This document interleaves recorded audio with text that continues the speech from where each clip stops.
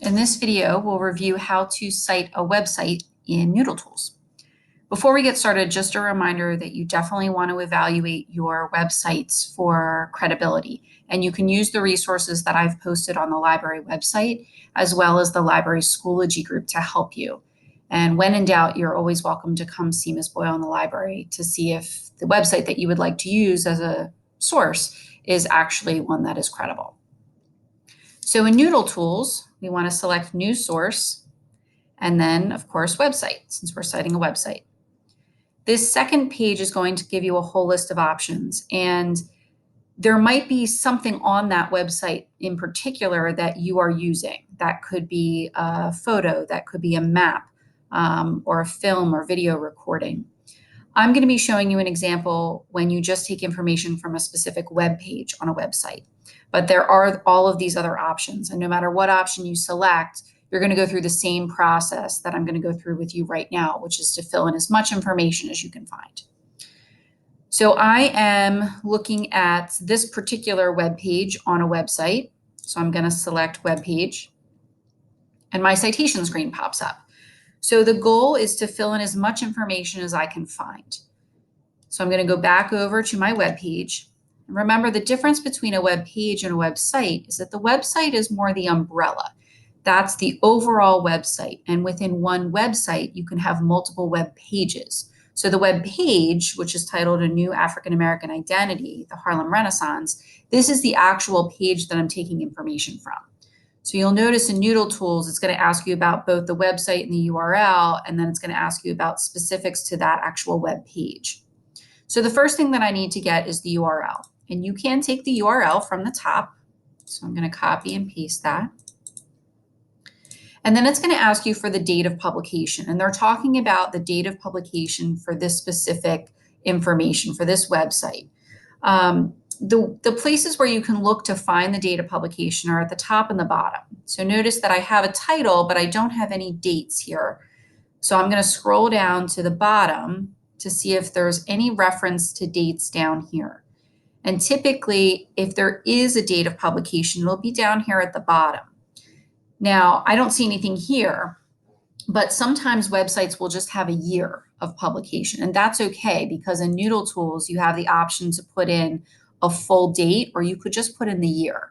So even if it gives you a year, put that in. If it gives you a date range with years, so for example, 2010 to 2019, you want to take the most recent year and put that in for your date of publication.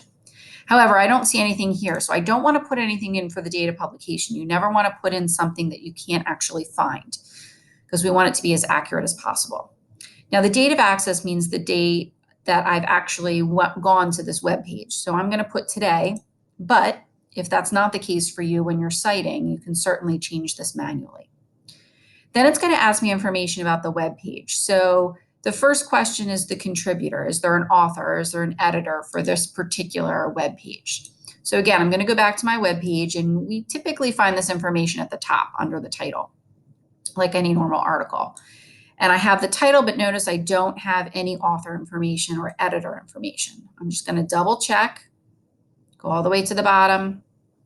I don't see any author or editor information.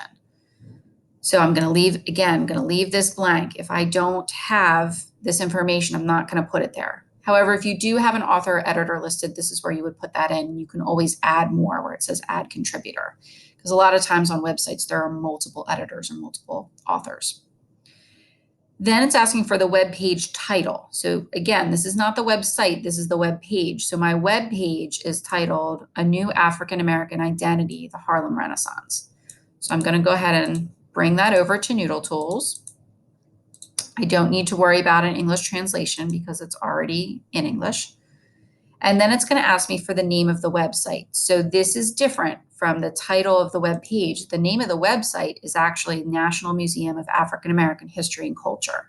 This is the Smithsonian Museum that's on the National Mall in DC. So this is the name of the website. That's the overall website.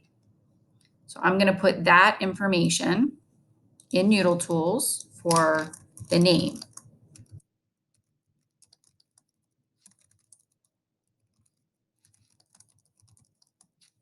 I think it's history and culture.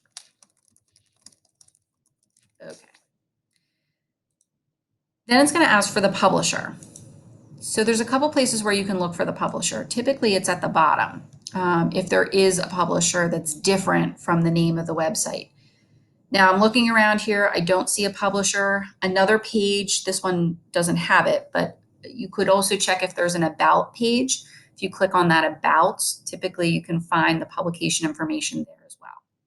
But I don't have a separate publisher, and in that case, I'm going to leave this publisher blank.